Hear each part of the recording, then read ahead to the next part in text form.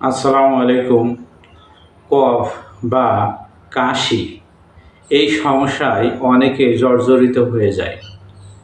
কাশি কিছুতেই ভালো হতে চায় না, বিভিন্ন রকমের ওষুধ খেয়েও ভালো হয় না, বিভিন্ন রকমের বড় বড় ডাক্তারের ওষুধ খেয়েও এই কফ কিছুতেই ভালো হয় না।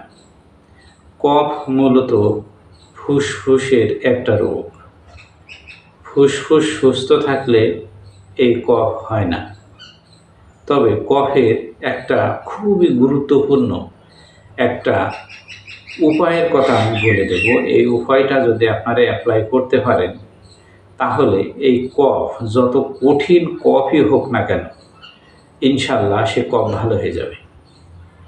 কিভাবে আপনি এই উপায়টা অ্যাপ্লাই করবেন সেটা জন্য মনোযোগ সহকারে ভিডিওটা দেখুন।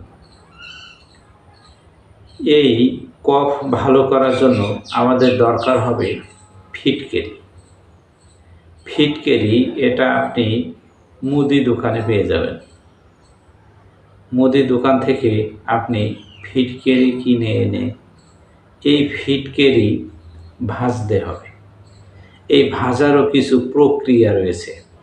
আপনি কিনে নিয়ে এসে সেটা খাবেন, সেটাই কাজ হবে এরকম না। এটা খাওয়ার বা ঔষধের উপযোগী তৈরি করতে হবে। এই জন্য আপনি বাজার থেকে ফিটকিরি কিনে এনে সেটা কিছুটা গুঁড়া করে আপনি একটা লোহার কড়াইয়ে এটা জাল দেবেন। এই জাল দিতে দিতে এই ফিটকিরিটা একসময় আস্তে আস্তে গলে যাবে। গলে যাওয়ার পরে এটা আস্তে আস্তে জাল দিতে দিতে একসময় এটা শুকিয়ে যাবে। যখন শুকিয়ে যাবে তখন ওটা আবার উল্টিয়ে দিতে হবে। দেওয়ার পরে এটা পুরোপুরি শুকিয়ে যাবে। এই শুকিয়ে যেতে যেতেই কিন্তু এই ফিটকিরি হচ্ছে আপনার ফুটবে। ফুটে অনেকটা খইয়ের মতো হবে। খইয়ের মতো যদি নাও হয়, এটা ভাজার মতো হয়ে যাবে। আপনি সেটা বুঝতে পারবেন যে এটা ফুটে গেছে বা এটা ভাজা হয়ে গেছে। তখন আপনি এই ফিটকিরিটা নামাবেন।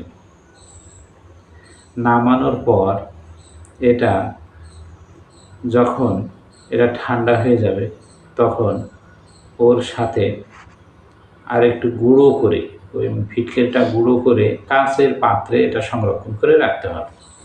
মনে রাখতে হবে কাঁচের পাত্রে এই ফিটকিরিগুলো বা অন্যান্য গুঁড়াগুলো ভালো থাকে। ফিটকিরি সাথে যতটুকু আপনি ফিটকিরি গুঁড়া করবেন ততটুকু মিশ্রি।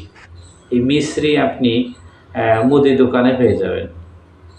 মুদির দোকান থেকে ওই সমপরিমাণ মিশ্রিও কিনে নিয়ে আসবেন।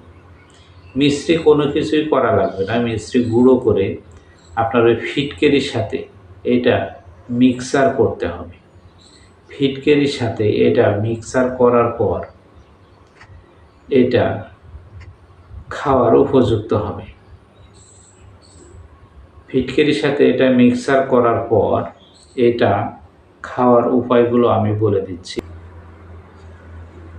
একসাথে মিক্সারকৃত মিশ্রি এবং ফিটকিরি এইটা দিয়ে আপনার 14টা পুরি বানাতে হবে। পুরি বলতে আপনি এটা ছোট ছোট গোল বা ছোট ছোট মার্বেলের মতো এরকম করে পুরি বানাবেন। এটা যখন একটু ভিজে মতো থাকবে ওই সময় পুরিগুলো বানাতে হবে। এই পুরিগুলো বানিয়ে আপনার এটা কাঁচের পাত্রে সংরক্ষণ করতে হবে। কাঁচের পাত্রে সংগ্রহ করার পর প্রতিদিন রাত্রে ঘুমানোর আগে একটি করে পুরি নিয়ে হাফ গ্লাস গরম দুধের সাথে মিশিয়ে এটা সেবন করতে হবে। হাফ গ্লাস গরম দুধের সাথে একটি পুরি মিশিয়ে এটা সেবন করতে হবে।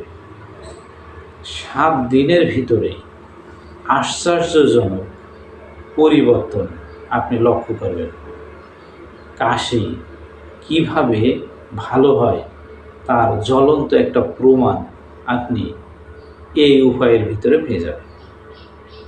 আমি উপায়টা আরেকবার আপনাদের স্মরণ করে দিই। লাগবে হচ্ছে ফিটকিরি সমপরিমাণ মিশ্রি। ফিটকিরি ফুটিয়ে নিতে হবে বা ভেজে নিতে হবে। মিশ্রি ফোটানো লাগবে না, ভাজাও লাগবে না, মিশ্রি গুঁড়ো করতে হবে, অর্থাৎ মিহি করে গুঁড়ো করতে হবে। ফিটকিরিও গুঁড়ো করতে হবে, গুঁড়ো করে মিশ্রির সাথে এটা পুরি বানাতে হবে, অর্থাৎ মার্বেলের মতো ছোট্ট ছোট্ট পুরি বানাতে হবে। এটা যদি আপনি 50 গ্রাম ফিটকিরি কেনেন, তাহলে 50 গ্রাম মিশ্রি কিনবেন। এইভাবে ছোট্ট ছোট্ট পুরি বানাবেন। এই পুরিটা যতগুলো হয় ততগুলো বানাবেন, সংরক্ষণ করে রাখবেন। প্রতিদিন রাত্রে খাওয়ার পরে একটি পুরি হাফ গ্লাস গরম দুধের সাথে মিশিয়ে খেতে হবে। এটা অবার্থ একটা ওষুধ।